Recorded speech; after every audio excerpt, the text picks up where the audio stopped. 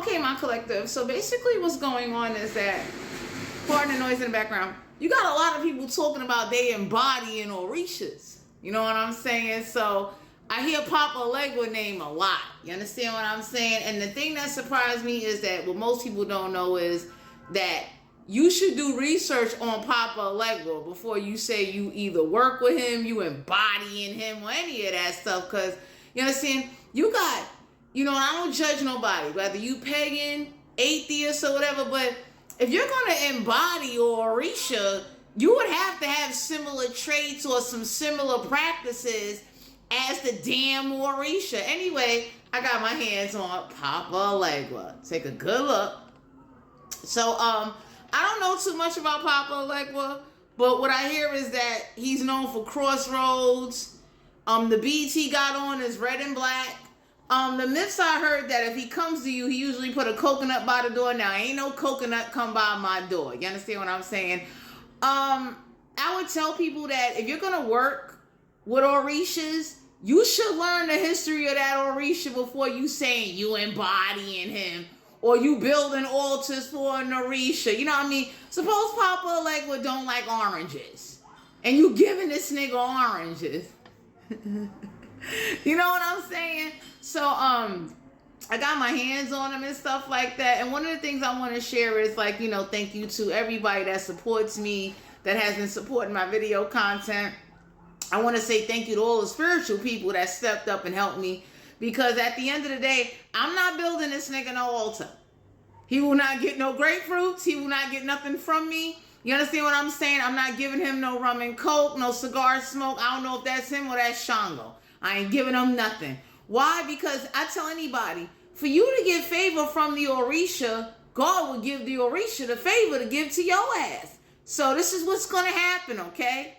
For people out there that don't understand that, yo, for that Orisha, that supernatural force of the Orisha to communicate to you comes from God, unless you dealing with an atheist ass Orisha, you should do the history of the damn Orisha. You understand what I'm saying? Because we got a lot of people that are calling upon Papa Legba. They're going to the crossroads and they asking for things that are stupid. Stupid.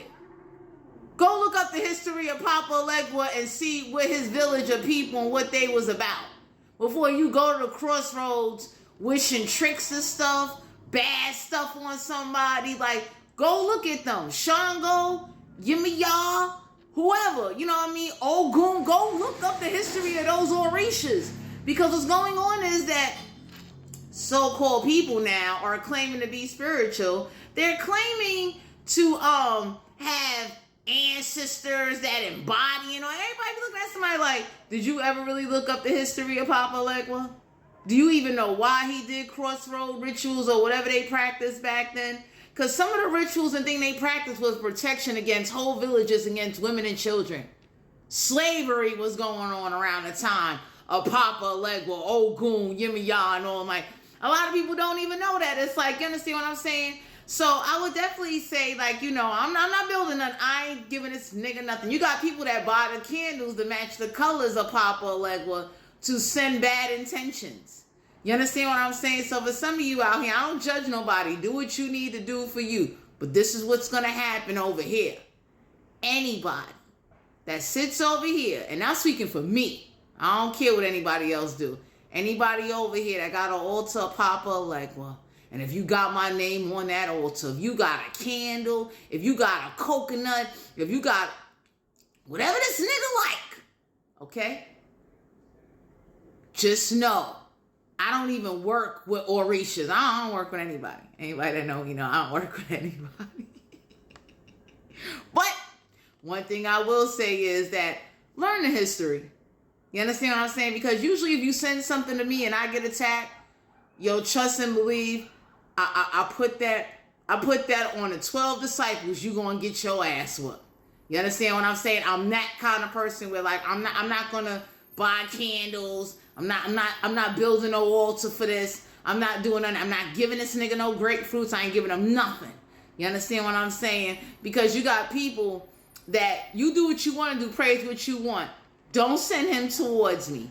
You understand what I'm saying? Because with some of you out here, you got people that are buying these statues They're giving them offerings and they open up portals with them. You understand what I'm saying? But anyway, do the history on Papa Legba and first learn why he did crossroad work. Why was he even called an Orisha, and who was he before he became an Orisha?